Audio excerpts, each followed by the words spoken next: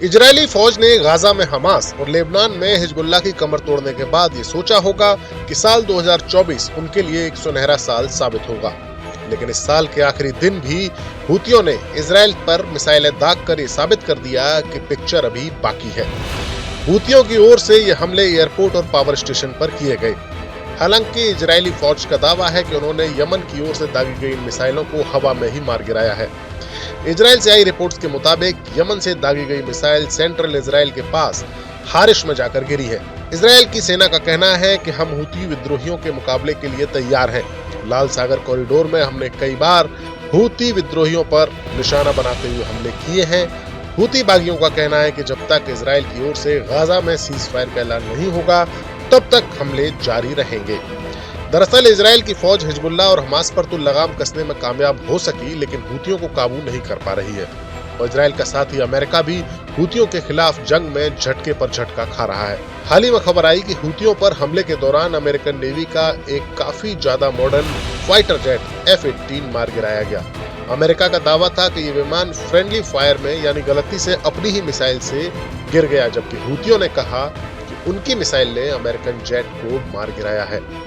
और अब खबर आई कि हूतियों ने अमेरिका के बेहद ही खतरनाक और सबसे घातक ड्रोन MQ-9 रीपर को भी मार गिराया है। करीब 2.5 अरब की कीमत वाले इस ड्रोन को अमेरिका अपना ब्रह्मास्त्र मानता है और भारत के साथ भी ऐसे ड्रोन्स को बेचने की डील हुई है।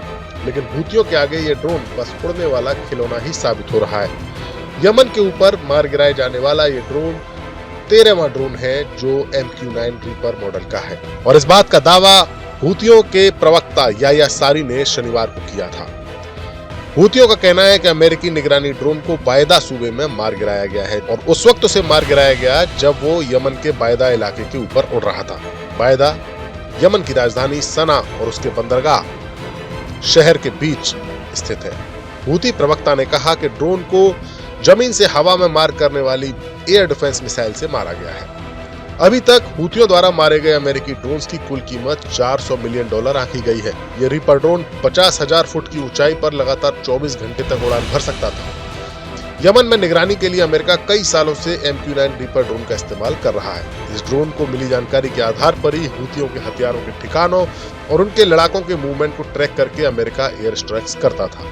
लेकिन हूती बागी इन ड्रोन्स को गिरा गिरा कर अमेरिका को कांटे की टक्कर दे रहे हैं। वहीं दूसरी तरफ इजरायल पर रह रहकर मिसाइल हमले कर कर हूती बागी ये संदेश दे रहे हैं कि अभी भी जंग खत्म नहीं हुई है।